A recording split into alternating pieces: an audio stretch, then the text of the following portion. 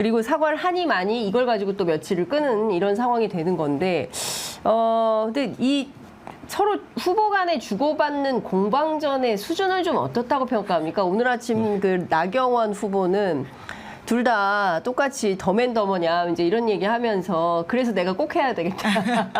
이 사람 두 사람이 하면 큰일 날 것 같아서 내가 이번에 반드시 당대표가 돼야 되겠다. 이제 이런 생각이 들었다는 건데요. 그 약간 정해진 비극이라는 생각이 들거든요. 네. 그러니까 국민의힘 전당대회가 이번에만 어떤 대통령의 당무 개입 논란이 있었던 게 아니지 않습니까? 이준석 대표를 쫓아낼 때, 나경원 전 의원의 출마를 막았을 때 다 똑같이 있었던 일입니다. 네. 굉장히 그 유대인 관련된 격언 중에 그런 게 있지 않습니까? 뭐 누구를 나치가 잡으러 왔을 때 저는 입을 다물었습니다. 누구를 잡으러 왔을 때 저는 입을 다물었습니다. 마지막에 저였습니다. 뭐 이런 식의 되게 유명한 격언들이 있는데 그때 입 다물고 아무것도 하지 않았던 대가들이 지금 이번에 가장 크게 사실 치르고 있는 것들이거든요. 그리고 왜 이것들이 이제 특정 한 사람에게, 물론 뭐 보수 정당 안에서는 자기들끼리 어떤 세력 싸움으로서 이렇게 힘이 실리고 말고의 문제가 있겠지만 전체 국민이 보기에는 이게 뭐 하는 거냐라는 생각이 들 수밖에 없는 게, 결국은 권력 다툼 안에서 그때 가만히 있던 사람들이 이번에는 또 너가 부정의하다라는 식의 손가락질하면서 서로 싸우고 있잖아요. 그렇죠. 그러니까 이게 뭔 일이냐. 그러니까 예. 창피한 거 아니에요? 연장선이 말씀드리는데 예. 이 두 한동훈 후보와 원희룡 후보가 총선 기간에 어땠습니까? 네. 인천 계양을에 출마하니까 한동훈 후보 여러 차례 가서 어깨 동무하고 그러니까요. 지지하고 이랬던 모습을 봤는데 예. 총선 내내 그러다가 예. 전당대회에서 서로 경쟁자로 맞붙으니까 바로 정말로 앞뒤도 없이 지금 끝까지 다투고 없는 의혹 있는 의혹 다 들춰내지 않습니까? 예. 국민들이 정치를 뭐라고 생각하겠습니까? 그러니까요. 권력을 위해서는 만인의 투쟁이구나. 예. 결국은 당내에서도 이렇게 화합과 타협이 안 되는데 또 넓혀서 22대 국회를 생각하면 그 답안지 뻔하지 않습니까? 그러니까요. 너무 절망적인 거죠. 그렇습니다. 지금 그리고 지금 이슈가 얼마나 많은데 이게 문자 가지고 여당의 당대표를 선출하는 전당대회에서 김건희 여사가 사과한다고 문자를 보냈는데 이것을 뭐 무시하고 읽고 씹었네 어쩌네 이런 이 정말 저열하고 수준 낮은 수준의 얘기만 하고 있으니 실제로 여당이 정치를 하려면 심각한 민생 문제라든가 뭐 가계비 문제라든가 국민들의 삶의 질을 어떻게 하면 조금 더 낫게 할 것인가에 대한 어떤 아주 정책과 관련된 그런 토론을 해도 부족할 판에 너무 수준이 저열하고 낮은 것 같아요. 그러니까 저는 이런 수준까지 떨어졌다면 정말 이 당은 심각한 상황이다. 그러니까 어느 분이 그런 얘기를 했다고 하더라고요. 이게 뭐 다 떠나서 그러니까 보수의 공멸을 가져오는 그런 정도의 수준 아니겠냐라는 얘기를 했다고 이제 여당 국회의원이 했다는 얘기인데 참 그렇다. 예. 아니 예. 뿐만 아니라 나경원 의원이 그러니까 결국은 한동훈 원희룡 둘 다 못났다 이런 취지 이야기를 하는 네, 거잖아요. 네, 네, 네. 그런데 그 이야기를 하려면 본질적으로 지금 김건희 여사가 개입이 문제 있다라는 이야기 같이 해야 되는데 그렇습니다. 결국 김 여사 이야기는 무서워서 아무도 못 하고 있는 거잖아요. 여당 맞아요. 안에서는. 네. 그러니까 그나마 이제 이 문제와 싸우고 있다라고는 한동훈 전 비대위원장이 이야기를 조금 하는 것뿐이지 사실 문제의 핵심은 김건희 여사이거든요. 그렇죠. 근데도 지금 이 상황이 됐는데도 말을 못 하고 있다라고 하는 게 보여주는 처참함이라고 하는 게 보수의 건강함을 혹은 보수 말씀하신 것처럼 공멸할 수밖에 없는 상황에 대한 어떤 안타까움이 드러나는 것이죠. 이 문제 짚어야 됩니다. 그렇습니다. 아니 모르지 않아요. 나경원 후보도 알고 있어요. 김건희 여사 뭐 우리 얼마나 많은 소문을 들었습니까? 네. 김건희 여사와 저희보다 더 나경원 많이 후보 듣지 않았겠습니까? 예, 그런 네. 사이를 얼마나 많이 기자들도 이렇게 많이 할 정도면 본인은 얼마나 많이 들었겠습니까? 그럼에도 불구하고 말하지 않는 것은 기본적으로 그 보수의 그러니까 국민의힘을 지지하는 당원이나 지지자들이 일단 윤석열 대통령을 지켜야 된다라는 생각이 강하기 때문에 일단 이거를 예의범절로 시작을 하잖아요. 김건희 여사가 문자를 보냈는데 한동훈 위원장이 그 문자에 대해서 답변하지 않은 것은 예의범절에 어긋난다. 이걸로 지난주 내내 갈등하지 않았습니까? 네. 이제 그랬다가 지금은 이제 진실공방으로 오다가 주말 사이가 지나고 월요일 아침이 딱 되니까 네가 이기나 내가 이기나 한번 누가 죽는지 한번 네. 지켜보자. 여기까지 이제 극단적인 언어가 사용이 되면서 결국에는 죽고 사는 문제로 이게 본질이 이제 변화된 겁니다. 그러니까 이분들 사이에는 민생이 어떤지 국민들이 무슨 생활을 하는지 얼마나 어려운지 이 부분에 대해서는 관심은 있는 건가? 여당 국회의원들이 자기들의 권력을 유지하는 수단, 자기들의 권력을 계속 유지하기 네. 위해서 무엇을 해야 되나 요거에만 골몰을 하고 있는 것이지 본질적으로 정치 왜 하는 거냐라는 근본적인 질문에 대해서 그분들이 과연 답변이나 할 수 있을지 저는 그게 의문이에요. 그러니까 결국은 이게 배신이라는 거, 배신의 키워드라는 게 이게 또 국민의힘 여당 내부에서 한두 번 나온 게 아니거든요. 예전에 박근혜 전 대통령에 대한 배신 누가 했다고 했습니까? 결국 유승민 후보가 이번 전대에 출마하지 않은 배경도 아마도 그런 배신 자신 낙인시켰기 때문에 못한 것 같은데요. 이번에도 결국은 한동훈 후보를 총선 패배에 책임이 있는 배신자로 몰아가기 위한 책동이 있었던 거 아닙니까? 네. 그런 사이에서 불거진 문제라는 점에서 지금이 왕조 시대가 아니잖아요. 군주정 시대가 아닙니다. 왕이나 군주를 위해 충성하는 신하를 뽑는 그 전당대회가 아니거든요. 그럼에도 불구하고 이런 그 프레이밍을 한다는 것 자체가 네. 굉장히 보는 국민들로 하여금 굉장히 불쾌하게 느끼게 할 것이다. 이렇게 생각이 듭니다. 한동훈 후보 사퇴를 요구하는 연판장이 이게 준비가 어제, 되다가 취소하지 예. 않았으니까 한동훈 위원장 해라 왜 취소하냐 뭐 이런 요구를 했더라고요. 예, 이제 그게 아마 이제 동아일보에 실렸던 한동훈 측 의원의 멘트일 것 같은데 네. 같이 죽자 뭐 네. 거의 누가 사는지 보자 이런 멘트의 네. 연장이지 않을까 싶은데요. 네. 당 안에서도 당연히 이제 저희가 이 정도 이야기할 것이면 당이 깨질 수도 있겠다라고 하는 위기감은 사실 국민의힘 의원들이 더 턱 밑으로 느끼고 있는 상황이거든요. 그러니까 그렇게까지 가지 말아라라고 이제 붙잡아서 지금 그 조금 멈춰져 있는 것으로 그러니까 보고 일단 있습니다. 그 국민의힘 선관위에서 뭐 그렇죠. 하고 네. 있는 거잖아요. 네. 그런 거 하지 말라고. 그러니까 원래 당원 당규상으로도 국회의원이든 간에 원외 당협위원장이든 간에 전당대회 선거에 개입하는 행위를 할 수 없게 돼 있습니다. 근데 이제 보면은 연판장을 추동했던 상당수의 세력이 원외 당협위원장들이 껴있다는 거 아닙니까? 그런 상황이었기 때문에 국민의힘 선관위에서 경고를 하자 불법의 영역이기 때문에 당연히 멈춘 것 같고요. 심지어는 어제 오후 3시인가요? 그 기자회견까지 준비했다라는 한동훈 네. 후보의 사퇴를 촉구하는 했다가 예. 이제 취소됐다는 얘기도 있는데 예. 결론적으로 이게 또 언제랑 닮아 있습니까? 불과 작년에 있었던 전당대회에서 김기현 대표를 당선시키기 위해서 당시 나경원 후보를 주저앉히는 결과가 있지 않았습니까? 그리고 윤리위에 또 제소하겠다는 얘기도 있었는데 그게 또 언제입니까? 결국 윤리위에 제소돼서 당의 당대표직을 그만두게 된 게 이준석 사례가 있습니다. 앞에 이준석 사례와 나경원 사례 전체를 그대로 밟아가면서 한동훈을 압박하는 형태로 했는데 그때와 지금이 다른 점이라고 한다면 윤석열 대통령의 힘이 빠진 점이라고 할 수 있겠죠. 당의 지지율보다 낮은 국정 지지율을 받고 있지 않습니까? 그런 상황에서 똑같은 행태를 했을 때 답습했을 때 국민이나 지지자들은 받아들일 수가 없는 상황이 됐기 때문에 이번에는 먹히지 않는다 이렇게 보여집니다. 네. 네, 한동훈 오늘 아침에 제가 SBS 라디오 들으면서 쭉 봤는데 그 우파 변호사가 나와가지고 하는 얘기가 한동훈 위원장의 이런 행태에 대해서 응원하고 지지하는 건 좌파밖에 없다. 또 그렇게 만들어가는 것 같아요. 프레임을 지금 또 씌우면서. 홍준표 시장이 제일 적극적으로 그렇게 그러니까요. 이야기하고 있는데요. 예. 이번에 한동훈 전 비대위원장 관련해서 이제 진중권 교수도 이제 메시지를 내기 시작했거든요. 이제 그거에 대해서 또 홍준표 시장이 역시나 이렇게 좌파들이 준동하고 있는 거 보니 이제 한동훈이라는 사람은 저런 컬러다라는 취지의 또 글을 쓰고 그렇게 하더라고요. 그러니까 정말 전선이 튀고 튀어서 참 볼성사납게 되어버렸다라는 생각이 듭니다. 근데 이 댓글팀을 만약에 김건희 여사가 뭐 갖고 있거나 뭐 어느 정도 규모인지 실제로 무슨 일을 하고 있는지라는 것은 수사를 통해서 확인을 해봐야 되는 건 아닌가요? 이게 일종의 네. 정치 활동 아니겠습니까? 제가 아까 말씀드렸던 이제 네. 드루킹 특검이라고 예. 하는 결국 그렇게 시작됐던 이슈거든요. 이제 그러다 보니 예. 굉장히 이제 또 그러니까 아까 말한 공멸의 키워드와 연결될 수밖에 없는 하나의 상황이 펼쳐질 수도 있다라고 하는 네. 것이죠. 근데 영부인이 정치 활동을 하는 것도 아닌데 댓글팀이 왜 필요했을까요? 그러니까 네. 평범한 사람들이 댓글팀을 갖고 있지는 않잖아요. 회사에서 유명한 사람도 없을 것 같은데요.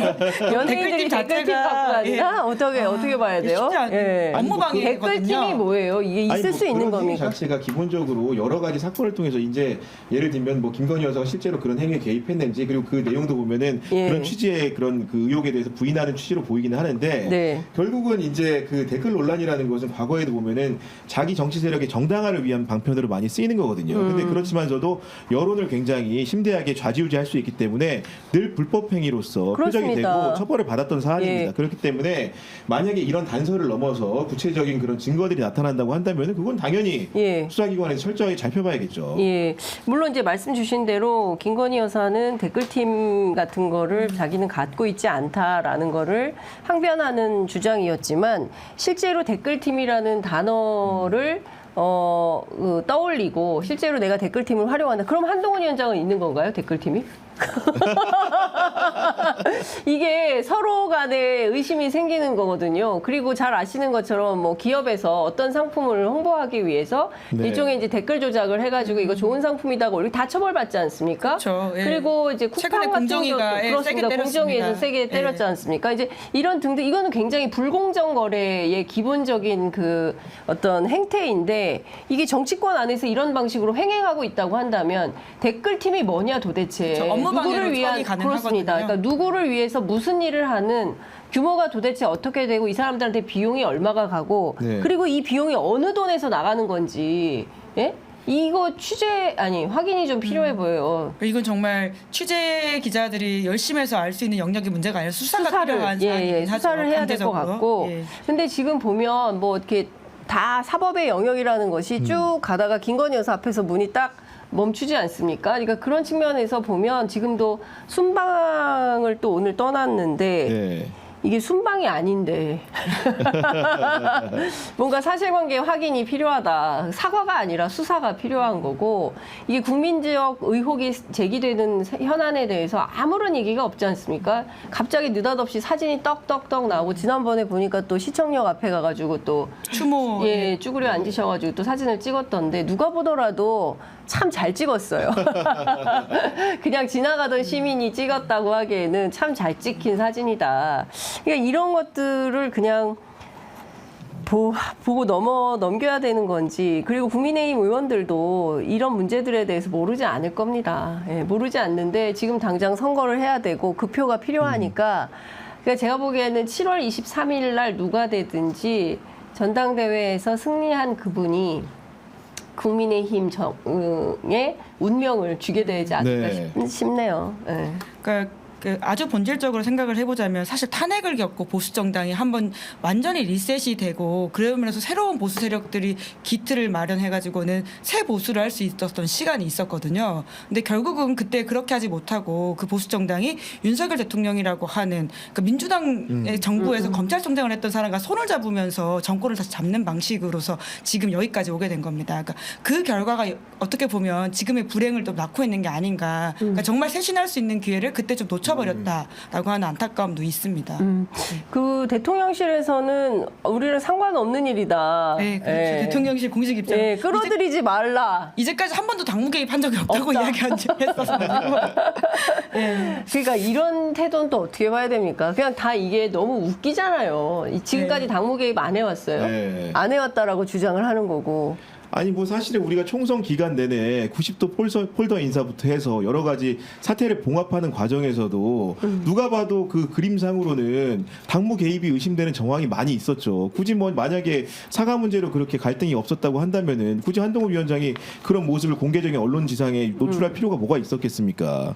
결국 그런 상황에서 극한으로 치닫지 않고 봉합이 되는 듯 보였으나 또다시 당대표를 선출하는 문제에 있어서 너는 되고 너는 안 된다라는 문제로 불거지는 측면들을 보게 되면은 결국 대통령실이 이렇게 당무 불개입 원칙을 천명하고 있지만 실제로 그런 것인지에 대해서 여당 안에서도 의심의 눈초리가 많은 것으로 보인다. 심지어는 언론 사설에서도 오늘 보면은 그런 부분들을 굉장히 꾸짖는 부분들이 많거든요. 예, 조선일보 네. 사설에서 오늘 사설 제목이 대통령실이 개입하지 않는다고 하는데 그거 네. 사실이냐?라고 우리도 질문하고 있어요. 우리도 정말로 못 믿겠다. 이 전제 아닙니까? 그렇죠. 보면은. 맞아요. 네. 예. 아니 그 말을 어떻게 믿겠습니까? 아니 이런 거예요. 저하고 김은지 기자하고 둘이 주고받은 문자인데 네. 둘 중에 한 사람이 공개하지 않으면 알 수 그렇죠. 있습니까? 이거 네. 한동훈 위원장이 공개했다고 보기는 어려운 거잖아요. 누가 보더라도 김건희 여사가 공개를 한 거고 그거를 다른 사람들한테 보여줘서 친윤계의 국회의원 아무개 물론 이철규 의원은 나는 아니야. 예, 나는 분명히 아니다라고 확실하게 이제 오늘 아침 언론에 밝혔습니다. 그런데 그렇다면 누구냐? 뭐 이런 것도 사실은 궁금한 것이죠. 그러니까 결국에는 김건희 여사가 친윤계 국회의원들하고 끊임없이 소통을 하고 있다는 게 확인이 되는 겁니다. 그러면 김건희 여사가 내조만 하고 있는 게 아니에요. 예, 정치의 핵심적인 역할을 어쩌면 브레인일지도 몰라.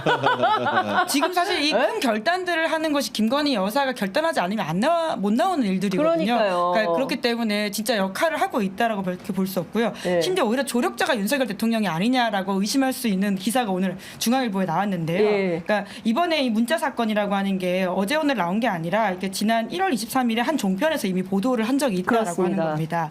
그런데 그 당시에 당 주변에서 친윤 의원에게 김 여사 메시지를 보낸 사람이 윤석열 대통령 아니냐는 말까지 떠돌았다라는 멘트가 오늘 실려 있습니다. 당 주변에서 익명을 원한 국민의힘 의원이 당시 해당 문자를 봤다는 이들 중에 윤 대통령이 친윤 의원에게 메시지를 보냈다고 추론할 수 있는 문구가 포함되어 있다라는 주장하는 의원도 있다고 네. 전한다고 보도하거든요. 그러니까 중앙일보만 나온 게 아니라 동아일보에는 어떤 내용이 나왔냐면 윤석열 대통령이 국민의힘 의원들을 만날 때마다 한동훈 위원장이 김건희 여사의 문자를 무시했다라는 얘기를 했다는 거예요. 그러니까 이게 그 한 개 매체뿐만 아니라 여러 개 매체 기자들이 보도하는 내용을 종합해 보면 대통령이 이랬을 수 있는 거죠.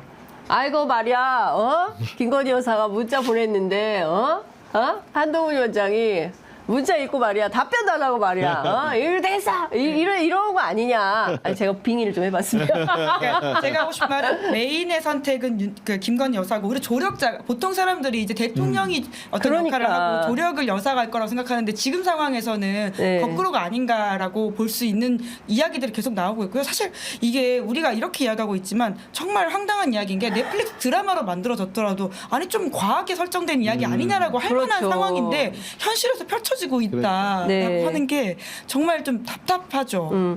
지금 국민의힘 여당 국회의원 108명 전체가 들어가 있는 단톡방에 지금 쏟아지고 있는 얘기가 뭐냐면은 이렇게 가다가는 당이 망한다.